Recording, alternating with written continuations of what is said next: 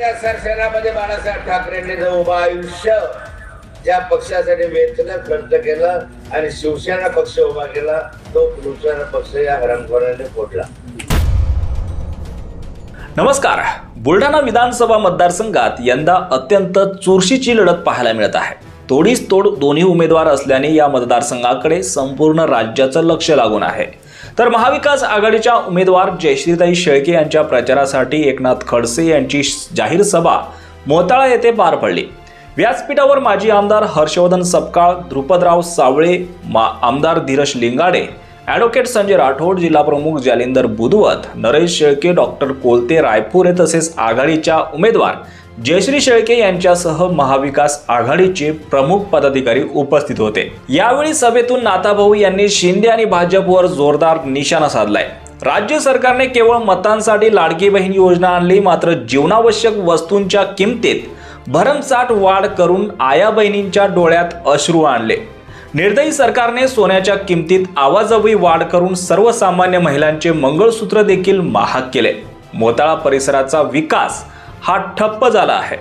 MIDCचा प्रश्न रेंगाळत पडला आहे. बुलढाणा मतदारसंघाला विकासभिमुख, सुसंस्कृत आणि शिक्षित चेहरा हवा आहे. यासाठी जयश्रीताई शेळके यांच्या पाठीशी भरभक्कमपणे उभे राहण्याचं आवाहन माजी मंत्री व ज्येष्ठ नेते एकनाथराव खडसे यांनी केलंय. यावेळी खडसे यांनी महायुती सरकार, त्यांचे धोरण आणि कार्यपद्धतीवर टीकेची झोड उठवली. महायुती सरकारने विकासाच्या नावावर पैशांची भरमसाठ उधळपट्टी केली आहे. परिणामी राज्य सरकार अक्षरशः दिवाळखोरीच्या गर्तेत सापडलं आहे. राज्यावर 8 लाख कोटी रुपयांचं महाकर्ज झाल्याचा घणाघाती आरोप खडसे यांनी केला आहे. संजय गांधी निराधार सारख्या योजनेतील लाभार्थ्यांची रक्कम वेळेवर मिळत नसून ठिबक योजनेसारख्या अनेक योजनांचे अनुदान शेतकऱ्यांची मदत रखडली आहे. 2.5 वर्षात गोरगरीब बहीण आठवली नाही, मग विधानसभा निवडणुकांच्या तोंडावरच कशी बहीण लाडकी झाली, असा सवाल खडसे यांनी उपस्थित केलाय. शेतकऱ्यांचा कापूस हाताशी येत असताना त्यांनी 22 लाख कापसाच्या गाठी आयात केल्या. त्यामुळे कापसाला भाव नाही, सोयाबीनला भाव, सिंचनाची सोय नाही, जीवनावश्यक वस्तूंचे भाव आणि महागाई गगनाला भिडले.